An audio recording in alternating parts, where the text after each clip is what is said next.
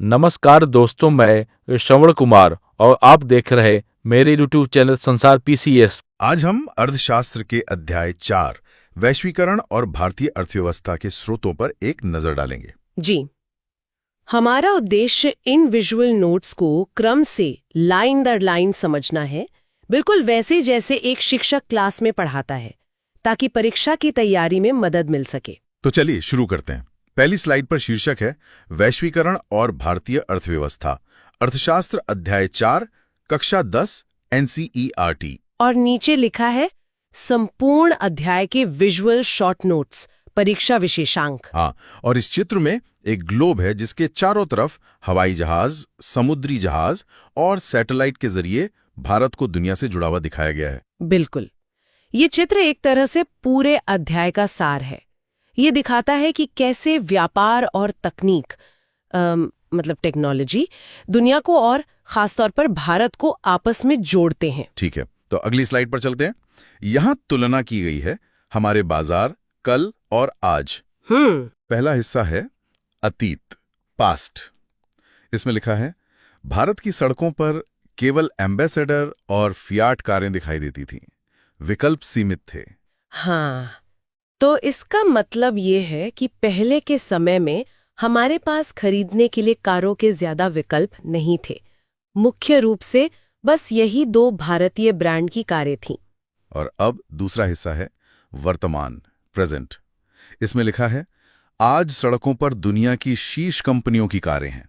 बिल्कुल अलग तस्वीर है आज। हाँ, और सिर्फ कारें ही नहीं, मोबाइल, कैमरे और टीवी के नए मॉडल उपलब्ध हैं। सही है, आज बाजार में हर तरह की विदेशी कंपनियों की गाड़ियां और इलेक्ट्रॉनिक सामान मौजूद है।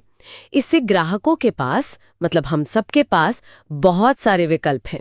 तो नीचे निष्कर्ष दिया गया है पिछले 2 दशकों में हमारा बाजार पूरी तरह बदल गया है।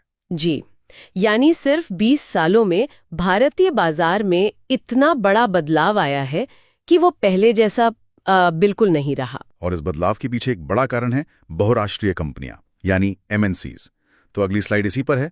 बहुराष्ट्रीय कंपनी एमएनसी क्या है? परिभाषा दी गई है वह कंपनी जिसका नियंत्रण और स्वामित्व एक से अधिक देशों में होता है।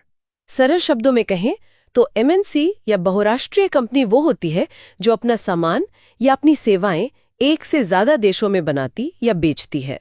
अच्छा, और इनका उद्देश्य क्या होता है? नोट्स में लिखा है उत्पादन लागत कम करना, लो कॉस्ट, और अधिक लाभ कमाना, हाई प्रॉफिट। बिल्कुल, इन कंपनियों का मुख्य लक्ष्य यही होता है कि सामान बनाने का खर्चा कम से कम हो और मुनाफा वो ज्यादा से ज्यादा हो। तो इस लक्ष्य को पूरा करने के लिए उनकी रणनीति क्या है?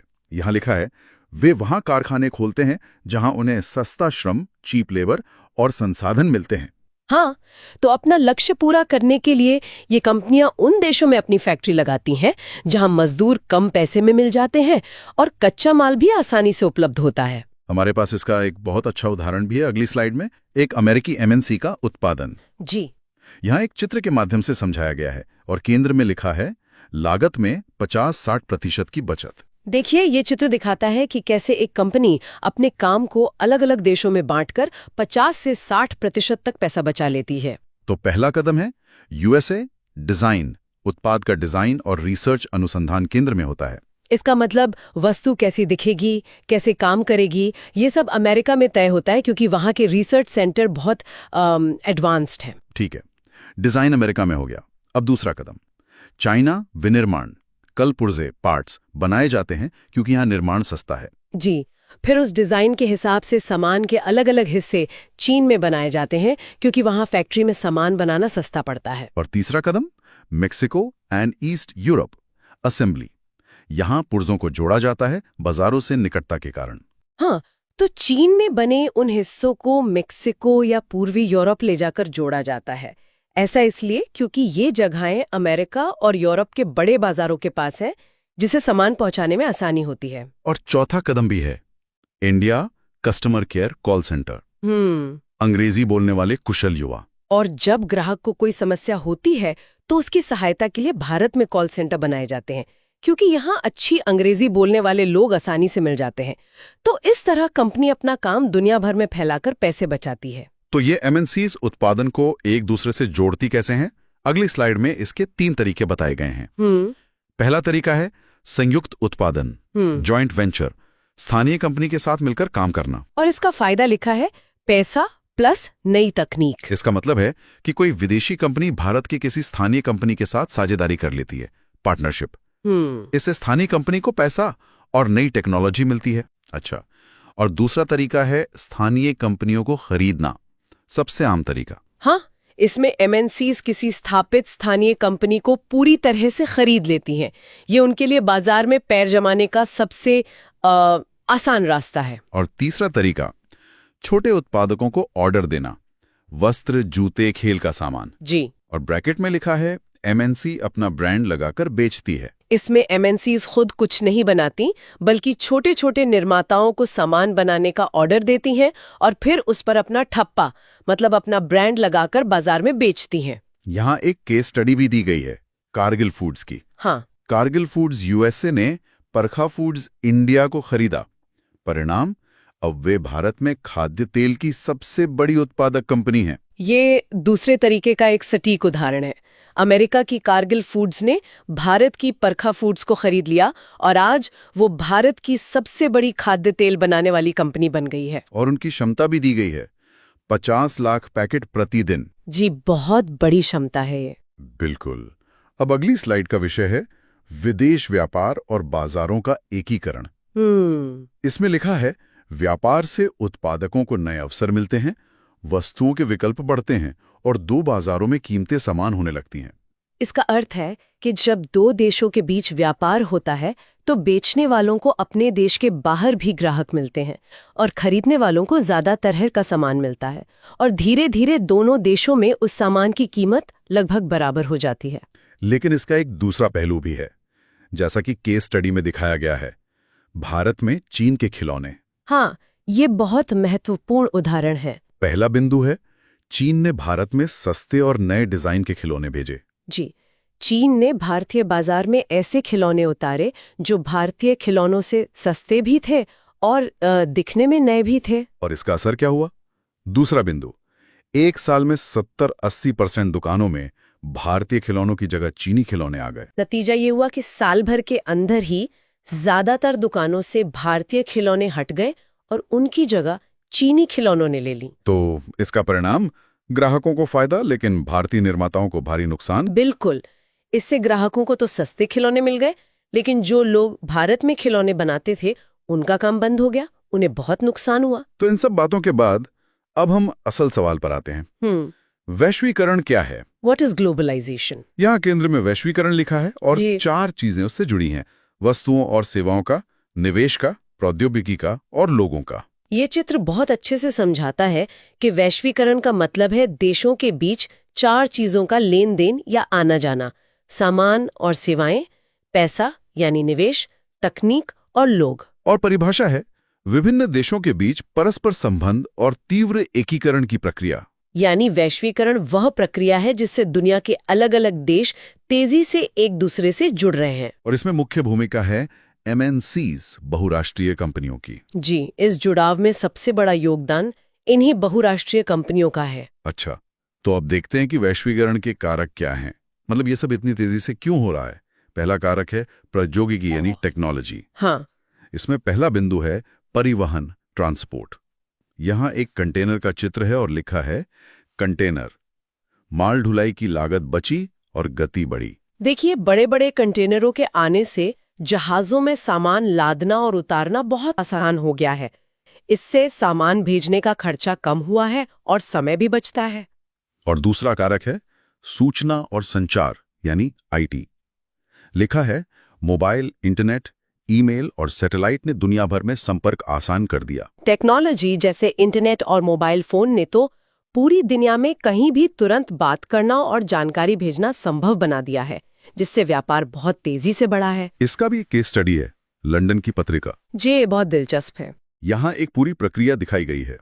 लंदन कंटेंट, इंटरनेट के जरिए दिल्ली, डिजाइन एंड प्रिंट, हवाई जहाज से डिलीवरी, लंदन रीडर्स, ई-बैंकिंग से पेमेंट। यह एक बहुत अच्छा उदाहरण है। एक पत्रिका की सामग्री लंदन में लिखी जाती है, उसे इंटरनेट से दिल्ली भेजा जाता है, जहां उसकी डिजाइनिंग और छपाई होती है। फिर हवाई जहाज से उसे वापस लंदन पाठकों तक पहुंचाया जाता है और दिल्ली की कंपनी को पेमेंट ऑनलाइन हो जाता है। ये सब कुछ टेक्नोलॉजी के कारण ही संभव है। तो पहला कारक हुआ टेक्नोलॉजी। अब दूसरा कारक है उदारीकरण। यहाँ एक शब्द है व्यापार अवरोधक। सरकार द्वारा आयात पर लगाया गया प्रतिबंध, जैसे टैक्स। इसका उपयोग प्रदेशी व्यापार को नियंत्रित करने के लिए होता है। व्यापार अवरोधक का मतलब है सरकार द्वारा विदेशी सामान पर लगाया जाने वाला टैक्स या कोई रोक। सरकार ऐसा इसलिए करती है ताकि विदेशी सामान देश में कम आए और देश के उत्पादकों को नुकसान न हो। और दूसरा शब्द है उदारीकरण, लिबरलाइजेशन। सरकार द्वारा अवरोधों या प्रतिबंधों को हटाने की प्रक्रिया। उदारीकरण का मतलब है जब सरकार इन टैक्स या रोक को हटा देती है ताकि विदेशी कंपनियां आसानी से अपना सामान देश में बेच सकें। नीचे एक टाइमलाइन भी दी है। 1950-1990 संरक्षणवाद, केवल अनिवार्य चीजों का आयात, घरेलू उत्पादकों को बचाने के लिए। जी, आजादी के बाद 1990 तक भारत सरकार ने विदेशी सामान पर रोक लगा रखी थी। सिर्फ बहुत जरूरी चीजें ही मंगाई जाती थी ताकि देश के उद्योग धंधे बढ़ सकें। और फिर 1991 में नई आर्थिक नीति, अवरोध हटा दिए गए, भारतीय उत्पादकों को विश्व प्रतिस्पर्धा के लिए तैयार माना गया। बिल्कुल। 1991 में सरकार ने ये नीति बदल दी और व्यापार पर से रोक हटा दी। सरकार का मानना था कि अब भारतीय कंपनियों को दुनिया की कंपनियों से मुकाबला करने के लिए तैयार हो जाना चाहिए। तो जब इतना व्यापार हो रहा है तो नियम कानून बनाने के लिए भी कोई संस्था होगी। अगली स्लाइड है विश्व व्यापार संगठन, WTO। जी, इसका उद्देश्य है अंतर्राष्ट्रीय व्यापार को उदार बनाना और सदस्य हैं 160 प्लस देश। हाँ, WTO एक अंतर्राष्ट्रीय संस्था है जिसका काम है यह सुनिश्चित करना कि सभी देश एक दूसरे के साथ बिना किसी रोक टोक के व्यापार करें। यह इसके लिए नियम बनाती है। लेकिन इसकी आलोचना भी होती है। लिखा है विकसित देशों ने अपने अवरोधक बैरियर्स नहीं हटाए, जबकि भारत जैसे देशों को मजबूर किया गया। ये WTO की एक बहुत बड़ी आलोचना है। ऐसा माना जाता है कि इसने अमीर देशों को तो अपने व्यापार अवरोधक बनाए रखने की छूट दी, लेकिन भारत जैसे विकासशील देशों पर उन्हें हटाने के लिए दबाव डाला। इसका भी एक केस स्टडी है, अमेरिका के कपास किसान। अमेरिका अपने किसानों को भारी सब्सिडी देता है, जिससे वे अपना कपास बहुत सस्ता बेचते हैं। इससे गरीब देशों के किसानों को नुकसान होता है। यह बिल्कुल सही उदाहरण है। अमेरिकी सरकार अपने किसानों को बहुत आर्थिक मदद देती है, जिससे उनकी लागत कम हो जाती है और फिर वे दुनिया के बाजार में बहुत सस्ता कपास बेच पाते हैं। इससे भारत जैसे गरीब देशों के किसानों का कपास बिक नहीं पाता और उन्हें घाटा होता है। अच्छा, तो अब देखते हैं कि भारत में वैश्वीकरण का प्रभाव क्या रहा। पहले सकारात्मक प्रभाव। ठीक है। पहला, उपभोक्ता यानी कंज्यूमर्स। विकल्प बढ़े, कीमतें घटी, गुणवत्ता में सुधार, शहरी उपभोक्ताओं का जीवन स्तर बढ़ा। वैश्वीकरण का सबसे ज्यादा फायदा ग्राहकों को हुआ। उन्हें चुनने के लिए ज्यादा सामान मिला, कीमतें कम हुई और सामान की क्वालिटी भी बेहतर हुई, खासकर शहरों में रहने वालों के लिए। दूसरा, विदेशी निवेश, इन्वेस्टमेंट। पिछले 20 वर्षों में बढ़ा। मुख्य क्षेत्र सेलफोन, मोटर गाड़ियां, इलेक्ट्रॉनिक्स, बैंकिंग। जी, भारत में विदेशी कंपनियों का निवेश बहुत बड़ा है, खासकर मोबाइल फोन, गाड़ी और बैंकिंग जैसे क्षेत्रों में, जिससे देश की अर्थव्यवस्था को फायदा हुआ है। और तीसरा, स्थानीय कंपनियां, कच्चा माल, रॉ मटेरियल सप्लाई करने वाली कंपनियों को फायदा।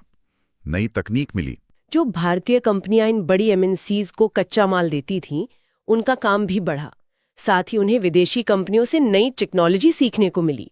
और एक और बहुत बड़ा सकारात्मक प्रभाव यह है कि भारतीय कंपनियां भी अब बहुराष्ट्रीय बन गई हैं। बिल्कुल। यहाँ कुछ नाम हैं: टाटा मोटर्स गाड़ियां, इन्फोसिस IT, रैम्बैक्सी दवाइयां, Asian Paints paint, Sundaram Fasteners, nut bolt. ये एक और सकारात्मक प्रभाव है।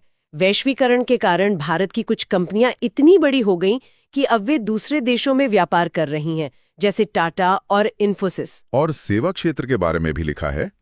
IT, अकाउंटिंग और डेटा एंट्री जैसी सेवाओं का भारत से निर्यात, आउटसोर्सिंग, इससे लाखों नए रोजगार बने। हाँ, भारत के सर्विस सेक्टर को भी बहुत फायदा हुआ। विदेशी कंपनियां अपना आईटी, अकाउंटिंग जैसा काम भारत की कंपनियों से करवाने लगी, जिसे आउटसोर्सिंग कहते हैं। इससे भारत में लाखों लोगों को नौकरियां मिली। लेकिन अब सिक्के का दूसरा पहलू देखते हैं, चुनौतियां और नकारात्मक प्रभाव। ये भी जानना बहुत जरूरी है। पहला, छोटे उत्पादक, बैटरी, प्लास्टिक खिलौने, टायर उद्योग, कड़ी प्रतिस्पर्धा के कारण कई इकाइयां बंद, कई लोग बेरोजगार। वैश्वीकरण का एक बड़ा नकारात्मक असर छोटे निर्माताओं पर पड़ा। विदेशी सस्ते सामान के सामने उनके बनाए खिलौने, बैटरी जैसी चीजें टिक नहीं पाईं, जिससे उनकी फैक्ट्री बंद हो गई और लोग बेरोजगार हो गए। और दूसरा, श्रमिक, वर्कर्स, रोजगार अब सुनिश्चित नहीं है। जी, श्रमिकों को अस्थायी तौर पर रखा जाता है। फ्लेक्सिबिलिटी, कम वेतन और लंबे काम के घंटे। कम वेतन में ज्यादा घंटे काम लिया जाता है, जिसे लचीलापन कहा जाता है। इसने श्रमिकों के जीवन को बहुत असुरक्षित बना दिया है। तो अब हम लगभग अंत में आ गए हैं। यहाँ कुछ महत्वपूर्ण शब्दावली ग्लॉसरी दी गई है। हाँ, ये परीक्षा के लिए उपयोगी है। पहला है 1, निवेश, इन्वेस्टमेंट। परिसंपत्तियों जैसे भूमि, भवन, मशीन को खरीदने में किया गया धन। जब कोई व्यक्ति या कंपनी जमीन, बिल्डिंग या मशीन जैसी चीजें खरीदने में पैसा लगाती है ताकि भविष्य में उससे लाभ कमा सके, तो उसे निवेश कहते हैं। 2, विदेशी निवेश, फॉरेन इन्वेस्टमेंट। बहुराष्ट्रीय कंपनियों MNCs द्वारा किया गया निवेश। और जब कोई MNC किसी दूसरे देश में ये निवेश करती है तो उसे विदेशी निवेश कहा जाता है। तीसरा है 3, विशेष आर्थिक क्षेत्र, SEZ। ये क्या होता है? सरकार कुछ ऐसे इलाके बनाती हैं जहां विदेशी कंपनियों को फैक्ट्री लगाने के लिए अच्छी सड़कें, बिजली, पानी जैसी विश्व स्तरीय सुविधाएं दी जाती हैं और शुरुआती कुछ सालों तक उनसे टैक्स भी नहीं लिया जाता। अच्छा, ताकि वे भारत में ज्यादा निवेश करें। जी बिल्कुल। और चौथा है 4, निजीकरण, प्राइवेटाइजेशन। सरकारी कंपनियों को निजी क्षेत्र को बेचना। जब सरकार अपनी किसी कंपनी को किसी प्राइवेट कंपनी या व्यक्ति को बेच देती है तो उसे निजीकरण कहते हैं। चलिए, तो अब आखिरी स्लाइड पर आते हैं, जो है परीक्षा के लिए याद रखें, एक तरह से पूरे अध्याय का सार। हाँ, ये पावर समरी है। पहला बिंदु, MNCs वैश्वीकरण की मुख्य शक्ति हैं। यानी वैश्वीकरण को आगे बढ़ाने में सबसे बड़ा हाथ बहुराष्ट्रीय कंपनियों का है। दूसरा बिंदु, वैश्वीकरण बराबर बाजारों प्लस उत्पादन का एकीकरण। वैश्वीकरण का मतलब है दुनिया के बाजारों और उत्पादन की प्रक्रियाओं का आपस में जुड़ जाना। तीसरा, कारक, प्रौद्योगिकी, कंटेनर प्लस इंटरनेट और उदारीकरण, 1991। इसका 2 मुख्य कारण हैं, टेक्नोलॉजी में तरक्की और 1991 में सरकार द्वारा व्यापार से रोक हटाना। चौथा, संस्था, WTO नियम बनाता है। WTO वो अंतर्राष्ट्रीय संस्था है जो विश्व व्यापार के नियम बनाती है। पांचवा, प्रभाव, उपभोक्ताओं के लिए अच्छा, लेकिन छोटे उत्पादकों और श्रमिकों के लिए चुनौतीपूर्ण। इसका असर मिला जुला रहा है। ग्राहकों को फायदा हुआ, पर छोटे निर्माताओं और मजदूरों के लिए मुश्किलें बढ़ीं। और छठा और आखिरी बिंदु, भविष्य, न्याय संगत वैश्वीकरण, फेयर ग्लोबलाइजेशन। इसका मतलब है कि भविष्य में हमें एक ऐसे वैश्वीकरण की जरूरत है जिसका फायदा सिर्फ कुछ लोगों को नहीं बल्कि सभी को मिले। तो आज हमने वैश्वीकरण और भारतीय अर्थव्यवस्था के प्रमुख बिंदुओं को बहुत विस्तार से समझा।